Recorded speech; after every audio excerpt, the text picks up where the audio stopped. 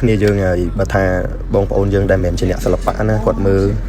គាត់អត់ដឹងខ្ញុំមិនថាទេអ្នកសិល្បៈគ្នាយើងគួរយល់ថ្ងៃនេះគឺជាថ្ងៃគេមកមុនថ្ងៃកម្មវិធីឬក៏គេសមមុនកម្មវិធី live ហើយប្រការដែលគាត់ចុះទៅខាងក្រោមទៅតេស្តម៉ៃតេស្តអីហ្នឹងគឺគាត់ check ជាមួយ sound ហើយការ perform គឺគាត់ពេលខ្លះគាត់ត្រូវចុះទៅក្រោមអ្នកទាំងអស់គ្នាអាចស្ដាប់នៅវីដេអូហ្នឹងពេញបានមានពាក្យដែល producer របស់គាត់និយាយថាខ្លួនឯង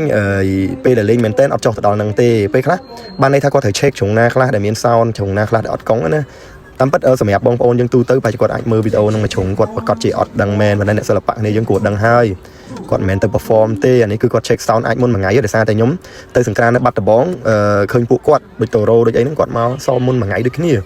ណាហើយមិនដឹងថានេះគាត់កម្មវិធីណាប៉ុន្តែជាទូទៅគឺពួកគាត់យកចិត្តទុកដាក់នឹងការងារគាត់មកសមមកអីមុនអញ្ចឹងណាហើយមានអ្នកខ្លះថាគាត់ទៅប្រអួតរៀងទៅអីអត់ទេបងប្អូនហើយគ្នាទៅសមហើយចរិតពួកគាត់នៅក្រៅ slot រស់រៀងណា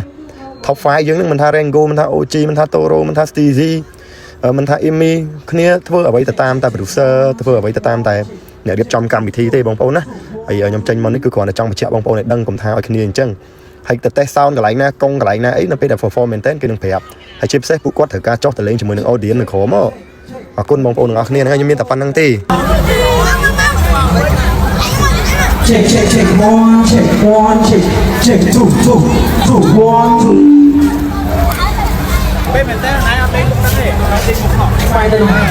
ពេលមែនតើណៃអត់ទេលោកហ្នឹងទេអត់ទេមកខក check 20 people not low อีกได้